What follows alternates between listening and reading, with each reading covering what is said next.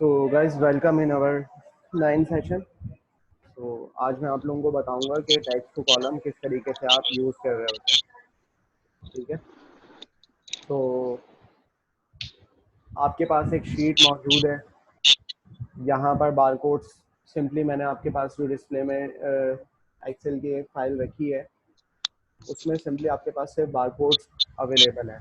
ठीक है, बारकोड की शीट जिस तरीके से मैंने आपको लास्ट टाइम बताया था, वी लुकअप का भी इस तरीके इसमें इस्तेमाल हो सकता है और भी डिफरेंट, मतलब बेसिकली मैंने यहाँ पे अगेन वी लुकअप की रिपीटेशन भी और टेक्स्ट टू कॉलम किस तरीके से यूज़ करेंगे वो भी चीज़ मैंने आपको बताने के लिए रखी है। ठीक है, तो बारकोड्स यहाँ पर मौजूद है। आपको अब डेटा चाहिए, लाइक यहाँ पर हमें डिपार्टमेंट चाहिए है और प्रोडक्ट का नेम चाहिए, प्राइस चाहिए, ब्रांड चाहिए और एक्सवाइजेड जो भी आपकी चीज़ चाहिए, तो उसके लिए आपके पास एक अलग फाइल मौजूद होनी चाहिए जिस फाइल के अंदर आपका सारा डेटा मौजूद हो, जो डेटा आपको खोल करके यहाँ लेकर आना है। तो इसकी मदद हम वी लुकअप के थ्रू करते हैं। वी लुकअप ये हमारा काम करता है कि दूसरे शीट से डेटा को लुकअप करके वो आपकी जिस फाइल में आपको चाहिए होता है वो फाइल में वो डेटा लेकर आ रहा होता है। ठीक है, तो इसी तरीके से ये मेरे पास डेटा, अब मैं इस बारकोड्स का जैसे यहाँ पर अगर अपना डेटा लाना चाहता हूँ तो डेफिनेटली मेरे पास दूसरी शीट होनी चाहिए जिसमें सारा डेटा वो एक्चुअल मौजूद होना चाहिए जो इस शीट में मुझे चाहिए। ठीक है, तो अब मैं वाली शीट पर जा रहा हूँ जो जिसमें से मुझे डेटा चाहिए। लाइक ये मेरे पास ये डेटा है। इस डेटा से मैं अपना प्रोडक्ट डिटेल अगर उठाना चाहता हूँ, जो मेरे पास फोर्थ कॉलम पे जिसको मैंने कंट्रोल स्पेस बार से फ्लैग भी किया है, प्रोडक्ट डिटेल वाला एक कॉलम मेरे पास मौजूद है। ठीक है, और टोटल क्वांटिटी क्लोजिंग स्टॉक। अब यहाँ पर मैं चाहता हूँ यार प्रोडक्ट डिटेल को मैं अपनी बेस बनाऊँ, एरे बनाकर अपना डेटा को वहाँ पर पुल करूँ। तो इसके लिए आपको मैंने बताया था कि जब आप अपना टेबल एरे बनाते हैं तो याद रखें जो लुकअप वैल्यू आप लुकअप कराते हैं उसके बाद जब आप टेबल एरे पे जाते हैं तो लुकअप वैल्यू जो आपने वैल्यू लुकअप कराई है ना उसी से आपका डेटा टेबल एरे स्टार्ट होना चाहिए, उन्हीं बारकोड से। बट यहाँ पर मेरे पास एक ही सेल में बारकोड भी अवेलेबल है, प्रोडक्ट का नेम भी अवेलेबल है एंड देन प्राइस भी अवेलेबल है। अब मैं इनको सेपरेट करना चाहता हूँ। भाई बारकोड मेरे पास एक कॉलम में आ जाए, लाइक यहाँ पर हिरार्की 2 में जिस तरीके से मौजूद है या क्वांटिटी तो क्लोजिंग स्टॉक यहाँ पर मौजूद है, इसी तरीके से इस डिटेल वाले कॉलम से जिस जिस एक ही कॉलम में मेरे पास पूरा डेटा मौजूद है और मुझे चाहिए भी इसी का डेटा। तो इसके लिए मैं क्या करूँ, इसके लिए मुझे चाहिए टेक्स्ट टू कॉलम मुझे मदद करेगा इस टेक्स्ट को कॉलम में कन्वर्ट करने के लिए।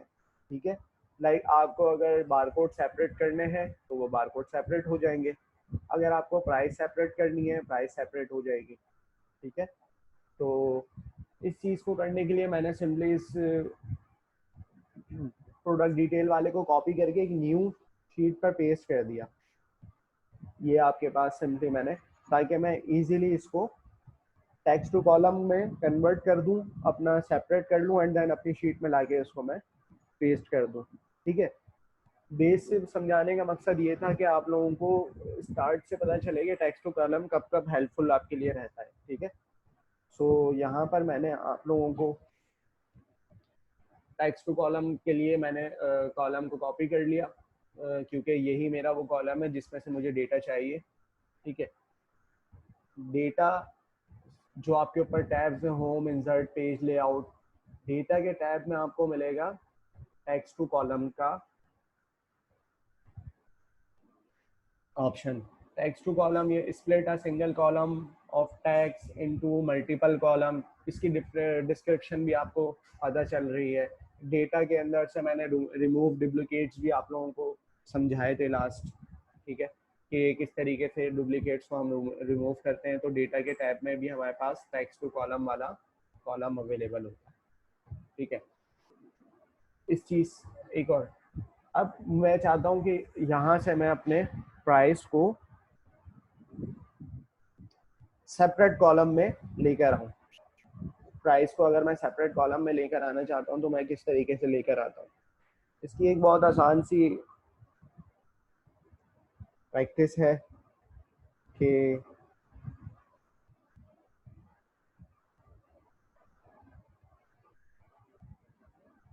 आपने सिंपली, जैसे मैंने आप लोगों को लास्ट टाइम एक फाइंड एंड रिप्लेस के बारे में मैंने बताया था कि अगर आपका कोई वर्ड है जिस पे आप उसको फाइंड कराना चाहते हैं और फाइंड कराने के बाद उसको उस जगह से रिप्लेस करवाना चाहते हैं, तो ये चीज़ मैं आपको पहले बता चुका था। अगेन इसमें भी आपको ये ज़रूरत पड़ सकती है। आप फाइंड कराएं एक वर्ड को जो इसमें कॉमन आ रहा हो, जैसे यहाँ पर रुपीस, क्योंकि यहाँ पे प्राइस मौजूद है, हर उसके साथ रुपीस या प्राइस उसके मौजूद है। ठीक है, तो सिंपली मैं यहाँ पर जब आपको अपने सेल में कुछ भी टेक्स्ट लिखा है उसको एडिट करना होता है, तो उस टेक्स्ट को एडिट करने के लिए आप सिंपली अपने माउस के एरो को डबल क्लिक करते हैं या फिर कीबोर्ड से F2 का बटन प्रेस करते हैं। तो सिंपली मैंने कीबोर्ड से F2 का बटन प्रेस किया, ठीक है, एंड देन यहाँ पर मैं जस्ट रुपीस, क्योंकि वो पूरे कॉलम में मेरे पास सेम ही मौजूद है, तो इसलिए मैंने रुपीस को कॉपी किया है। जस्ट मैंने रुपीस को कॉपी किया कंट्रोल C से, एंड देन मैं इसको एंटर कर रहा हूँ। कंट्रोल स्पेस से मैंने शीट को फ्लैग कर लिया एंड देन कंट्रोल H जो कि फाइंड और रिप्लेस की हमारे पास काम करता है, फाइंड एंड रिप्लेस का।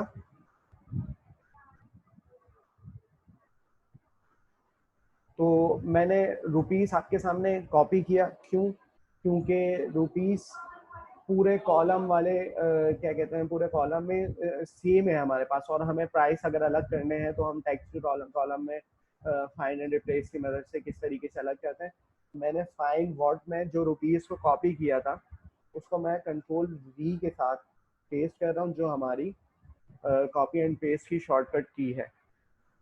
ठीक है, अब वो कहता है, मैंने फाइंड एंड रिप्लेस वाले विंडो की जो पॉपअप है इसके अंदर मैंने इसको डिफाइन कर दिया कि भाई आप फाइंड करें रुपीस को। ठीक है, तो वो रुपीस को फाइंड करेगा इस पूरे कॉलम से, एंड देन यहाँ पर कहता है रिप्लेस विद। तो आप यहाँ पर किस चीज़ या किस वर्ड से या कोई स्पेसिफिक करेक्टर से आप इसको रिप्लेस करना चाहते हैं, तो आप यहाँ पर वो साइन अपना या जो भी करेक्टर या कोई वर्ड है आप जिससे रिप्लेस कराना चाहते हैं, तो मैं एक स्पेसिफिक करेक्टर यहाँ पे डिफाइन करूँगा जो कि टेक्स्ट टू कॉलम के लिए भी मुझे बहुत हेल्पफुल रहेगा। तो ये स्लैश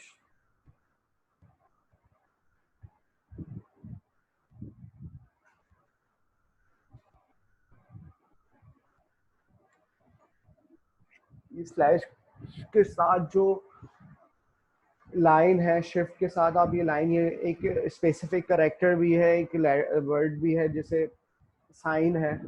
इस साइन को मैं, ताकि यहाँ पर जब, क्योंकि अगर मैं स्लैश वाला लगा रहा हूँ तो इस शीट के अंदर हो सकता है कि वो स्लैश ही मौजूद हो, तो ये एक स्पेसिफिक सा साइन है, इसको मैंने यहाँ पर अप्लाई किया, और मैं यहाँ पर जब अप्लाई करूँगा तो वही क्या काम करेगा, जितने भी इस कॉलम में रुपीस वाला कॉलम होंगे उन सबको इस साइन से वो रिप्लेस करवा देगा।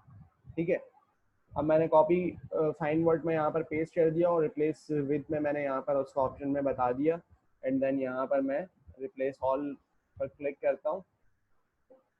तो अब आप ये देखें कि उसने, एक मिनट, रुपीस के साथ मैंने डॉट भी क्लिक किया था, तो डॉट आई थिंक रिमूव हो गया, इसको मैं कंट्रोल, सॉरी अगेन मैं आपको बताता हूँ कि मैंने F2 प्रेस किया, रुपीज डॉट, अच्छा जो चीज़ आप उसको कॉपी और पेस्ट करेंगे वही चीज़ यहाँ पर पेस्ट होगी, ताकि आप कॉलम को जब रिप्लेस करेंगे तो उसके लिए आपको मुश्किल ना हो। जैसे मैंने कंट्रोल C करके इसको कॉपी किया था, एंड देन एंटर करके मैंने control space and then control H,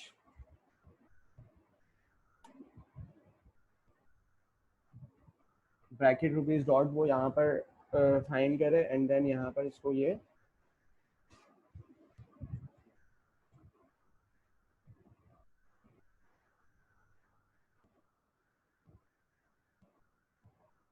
यहाँ पे ये इससे रिप्लेस करवा दें। डेटा को मैंने रेंज में लिया हुआ है, अपना सेलेक्ट किया हुआ है, इस डेटा में इस ये रुपीज़ को फाइंड करेगा और वो एंड देन इसको ये इस साइन से रिप्लेस करवा देगा। अब मैं यहाँ पर रिप्लेस ऑल पर जब क्लिक करता हूँ तो आप ये देखें कि इसने जो रुपीज़ डॉट जो ब्रैकेट में लिखा था मेरे पास उसको फाइंड किया और उसको इस जो साइन मैंने इसको दिया था इस साइन से इसने इसको रिप्लेस करवा दिया। ठीक है। और जब जितने भी कॉलम्स आपके पास थे मतलब जितनी भी रॉज आपके पास थी उस रॉज का जितना डेटा था उसमें सबको इसने रुपीज़ को फाइंड किया और यहाँ से इसने रिप्लेस करवा दिया। 4965 रिप्लेसमेंट इसने डन कर दी। ठीक है। एंड देन मैं इसको ओके करता हूँ और यहाँ से मैं इसको क्लोज करता हूँ। अब देखिए यहाँ पे रुपीज़ जो मेरे पास लिखा हुआ था वो रुपीज़ हट के यहाँ पर सिंपली जो मैंने यहाँ पर इसको साइन अप्लाई किया था वो साइन यहाँ पर आ गया। अब मैं चलता हूँ टेक्स्ट टू कॉलम पर। टेक्स्ट टू कॉलम पे आया, मैंने सिंपली यहाँ पर क्लिक किया। अच्छा अब देखिए यहाँ पर टेक्स्ट टू कॉलम का एक विंडो अपीयर हो गई। ठीक है। डेली मेथड पे आप यहाँ पर रखेंगे करेक्टर सच एज कॉमास और टैब सेपरेट ईच फील्ड। जैसे मैंने यहाँ पर एक सेपरेट करेक्टर यहाँ पे अप्लाई किया था तो डेली मेथड पे आपने अपना ऑटो भी इसी तरीके से यहाँ पर आता है। अगर फिक्स विथ पे आया तो आपने उसको डेलीमेटेड पे करना है क्योंकि आपने स्पेसिफिक करेक्टर डिफाइन किया था अपना। उसके बाद देखें प्रीव्यू ऑफ सिलेक्टेड डेटा, आपका जो डेटा सिलेक्ट हुआ होगा उसका प्रीव्यू भी आपको नीचे यहाँ पर शो कर रहा होगा। ये आपका डेटा है जिसको आपने सिलेक्ट किया है। ठीक है। एंड देन मैं सिंपली नेक्स्ट पे क्लिक करता हूँ तो यहाँ पर देखें जब मैंने नेक्स्ट पे क्लिक किया तो यहाँ पर अगेन डेटा प्रीव्यू तो मेरे पास नीचे आ ही रहा है और ऊपर देखें डेलीमीटर्स में this screen lets you set the delimiters your data content. You can see how your text is affected in the preview below. ये कहता है कि आप ये डेलीमीटर्स को कंटेन कर सकते हैं अपने स्पेसिफिक कैरेक्टर से और नीचे जो आपके पास डेटा प्रीव्यू है जब आप यहाँ पे इसको कन्वर्ट करेंगे तो आप अपना डेटा नीचे प्रीव्यू भी कर सकते हैं। तो ना मैंने उसको टैब का कोई डेलीमीटर्स में दिया है, ना सेमी कॉलन दिया है, ना कॉमा दिया, ना मैंने कोई स्पेस दिया। मैंने सिंपली स्लैश के ऊपर जो एक साइन है शिफ्ट के साथ मैंने उसको प्रेस किया। देखें जैसे ही मैंने शिफ्ट के साथ यहाँ पर उसको प्रेस किया तो आप यहाँ प्रीव्यू में देखें कि जितना भी रुपीज़ वाला मेरे पास डेटा था उसने जहाँ पर मैंने ये अप्लाई किया था इसने उसको सर्च करके उस कॉलम को बिल्कुल ही अलग कर दिया। अब मैं यहाँ पर सिंपली नेक्स्ट का बटन प्रेस करता हूँ तो आप यहाँ देखें ये ब्लैक वाला वो डेटा है जो मेरे पास उस कॉलम में रहेगा एंड देन जो सेकंड कॉलम में शिफ्ट होगा वो ये वाला डेटा मेरे पास होगा। एंड देन मैं इसको सिंपली फिनिश करता हूँ तो अब आप ये सिंपली देखें कि टेक्स्ट टू कॉलम के थ्रू मेरे पास डेटा सेपरेट हो गया उसमें से। तो ये एक बहुत अच्छी चीज़ है, यहाँ पर मेरे पास डेटा सेपरेट हो गया। अब मैं सिंपली अब रुपीज़ जिस तरीके से लिखा हुआ था इसको मैं शिफ्ट कंट्रोल के साथ प्रेस करता हूँ, कंट्रोल एच करता हूँ क्योंकि रुपीज़ मेरे पास सिलेक्शन में था। ये वाले रुपीज़ को मैं शिफ्ट और एरो के साथ मैं इसको कॉपी कर लेता हूँ एंड देन मैं यहाँ पर इसको रिप्लेस विथ पे पेस्ट करता हूँ। ठीक है। और यहाँ पे मैं रुपीज़ डॉट को स्पेस ख़त्म कर दें, सिंपली एक स्पेस दे देता हूँ क्योंकि जो प्राइस है उससे पहले स्पेस था वो स्पेस को सर्च करेगा और रिप्लेस कर देगा रुपीज़ डॉट से। तो देखते हैं कैसे। रिप्लेस ऑल में यहाँ पर क्लिक करता हूँ तो देखें 4965 replacement done and then okay. इसको मैंने क्लोज किया। अब आप ये देखें कि सिंपली अब मैं इस हेडर कर देता हूँ अपनी सिंपली यहाँ पर प्राइस की। तो आप देखें कि मेरे पास ये सिंपली प्राइस का कॉलम बिल्कुल सेपरेट हो गया जो कि एक डेटा में मौजूद था। मैंने किस तरीके से फाइंड एंड रिप्लेस की कमांड को यूज़ करते हुए टेक्स्ट टू कॉलम को रिप्लेस किया, फिर अगेन फाइंड एंड रिप्लेस की कमांड को यूज़ करते हुए अपने डेटा को सेपरेट कर लिया। ठीक है। अब मैं यहाँ पर एक चीज़ मेरे पास ये सेपरेट हो गई।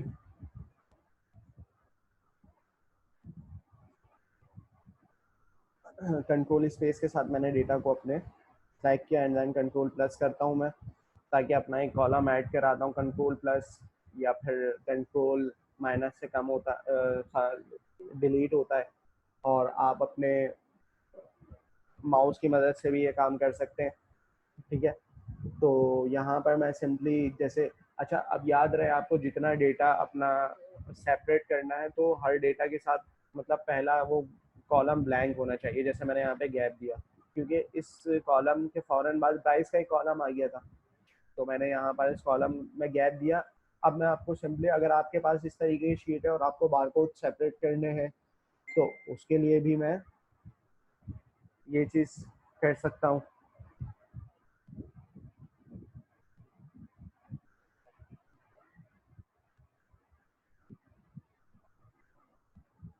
तो सिंपली, अच्छा यहाँ पर ये सेमी कॉलन की साइन है स्पेसिफिक, मतलब एक साइन है जो इस पूरे कॉलम में या रॉ में आपको मिल नहीं रहा है। आप सिंपली इसको सिलेक्ट करते हैं कंट्रोल स्पेस के साथ, और मैं बारकोड अलग करना चाहता हूँ तो मैंने यहाँ पर अगेन टेक्स्ट टू कॉलम पे मैं इसको लेकर आया और डेलिमिटेड है, नेक्स्ट करता हूँ। अब मैं यहाँ पर अदर में इसको हटाकर सेमी कॉलन अपने डिफाइन कर देता हूँ। अच्छा अब आप देखिए, जैसे ही मैंने सेमी कॉलन को डिफाइन किया तो सेमी कॉलन सेपरेट हुआ और वहाँ पर उसने बारकोड्स अलग मौजूद मतलब दिखा दिए मुझे फिर डेटा प्रीव्यू में, और आपका जो प्रोडक्ट नेम है वो अलग सेपरेट हो गया। सिंपली मैं यहाँ पर इसको नेक्स्ट करता हूँ। ठीक है, ये ब्लैक हाईलाइट कर रहा है कि आपका ये सेपरेट हो गया and then finish. There is already data here, do you want to replace it? Okay, data तो नहीं था, मैंने आगे वाले कॉलम पे पेस्ट किया हुआ था, तो सिंपली मैंने यहाँ पर प्रोडक्ट को भी सेपरेट कर दिया और ये मेरा प्रोडक्ट नेम था।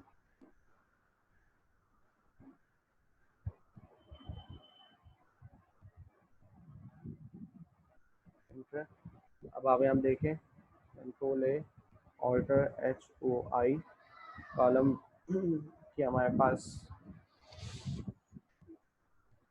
कॉलम विड्थ साइज की शॉर्टकट की है। अब आप देखें कि किस तरीके से मैंने टेक्स्ट टू कॉलम और फाइंड एंड रिप्लेस की मदद से पूरा डेटा आपका सेपरेट कर दिया जो एक कॉलम में मौजूद था। इस तरीके से मैंने आप लोगों का सेपरेट करके दिखा दिया आपको किस तरीके से मैंने सेपरेट किया फाइंड एंड रिप्लेस की मदद से। तो इस तरीके का डेटा आपके पास मौजूद हो, शीट मौजूद हो, तो आप सिंपली इसको टेक्स्ट टू कॉलम पे आप लेकर आइए। अब जब मेरा डेटा यहाँ पर रेडी हो गया, अब मैं प्रीवियस यहाँ पर अपनी इस शीट पर आता हूँ, क्योंकि मुझे अगर वीलुकअप को बेस बनाना था तो अब इस डेटा में यहाँ पर मैं कॉलम ऐड कराता हूँ और सिंपली इसको मैं कॉपी करके यहाँ पर अपना प्रोडक्ट डिटेल, ये जो मेरे पास बारकोड है, बारकोड्स को मैं यहाँ पर अपने इस डेटा में पेस्ट करता हूँ एंड देन फिर मेरे पास एक table array, perfectly table array बन जाएगा जो मुझे वीलुकअप लगाने के लिए बहुत हेल्पफुल रहेगा। इसके अलावा कोई और शीट आपकी हो या किसी और जिसको आपने टेक्स्ट टू कॉलम पे चेंज करना है तो आप वो इस चीज़ से आप अपना टेक्स्ट टू कॉलम को कर सकते हैं।